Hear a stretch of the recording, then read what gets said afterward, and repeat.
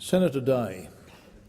Thank you, Mr President. My question is to the Minister for Finance, Senator Cormann. I refer to current debates about high house prices and in particular the push by some for more government intervention on home lending rules, negative gearing, capital gains tax, foreign investment in real estate, etc. My home state of South Australia created the first state land management agency, the South Australian Land Commission, the primary aim of which was, and I quote, "the provision of land to those members of the community who do not have large financial resources." And further, the Act made clear that the Land Commission, quote, "shall not conduct its business with a view to making a profit." Is the Minister aware that state and territory land management agencies made almost $600 million in profit from land sales in the last reporting year, and South Australia's land management agency profiteered more per capita than any other state in the Commonwealth? The Minister for Finance, Senator Cormann. Thank you very much, Mr President. I thank Senator Day for that question, and I also thank him and congratulate him for his strong advocacy in support of stronger economic growth, opportunity and self-reliance for South Australia. Because, of course, along with Liberal members and senators from South Australia and all of us on this side, Senator Day understands the best way to create more opportunity for people in South Australia and indeed around Australia to get ahead is by driving policies for. So what I would say to Senator Day in relation to the substantive issue that he's raised is that the most fundamental cause of declining housing affordability is that the supply of housing has not kept pace with strong growth in demand in recent years.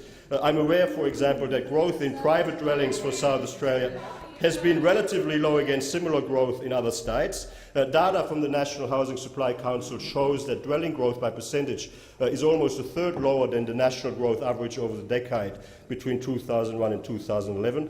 And previous housing industry association data has also shown that land values in Adelaide had been around 40%. Thank you, Minister. The time for answering the question is a supplementary question. Thank you. There is an economic activity gap in South Australia and in the nation as a whole, which Treasury officials tell me could be solved by meeting the shortfall of some 50,000 housing starts per annum. Housing affordability was once my home state's principal competitive advantage. Does the Minister agree that housing construction would fill the national and South Australian activity gap and South Australia's GST shortfall? Minister. Much, Mr President, and I thank Senator Day for that supplementary. What I agree is that as a government at a federal level we need to continue to implement the policies necessary to build a stronger, more prosperous economy where everyone can get ahead. And those of us on this side of the chamber all want to see stronger economic growth in South Australia, as we want to see stronger economic growth in all states across Australia, because of course that is the only way that we can ensure that all Australians, wherever they live, have the best possible opportunity to get ahead. And as I was saying previously, Housing Industry Association data has shown that land values in Adelaide had been around 40% of new house prices in the early to mid-90s and declined over the subsequent decade. But those land costs rose significantly from 2003 onwards, which of course supports the proposition that Senator Day just put. States and territories have responsibility for housing supply. This includes regulation of zoning, planning and development and the release of government-owned land for housing. Improving housing supply is primarily about— Thank you, Minister. The time for answering the question. Final supplementary question. Mr President, does the Minister agree that the Australian economy has been distorted by plummeting housing starts caused by high entry-level prices as a result of state government price gouging?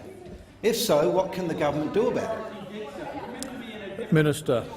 Thank you very much, Mr President. Well, let me firstly say that, of course, we would not want to see state government price gouging in this space, because, of course, it does. I mean, to the extent that it occurs, it obviously doesn't help with ensuring housing affordability. There have been a number of reviews over recent years that have found that restrictive planning controls and inefficient development assessment process at the state and territory level reduce the efficiency of the housing market and add to the cost of housing.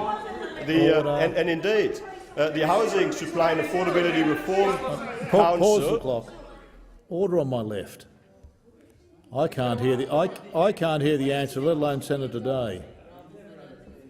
Order on my left. Order. Order.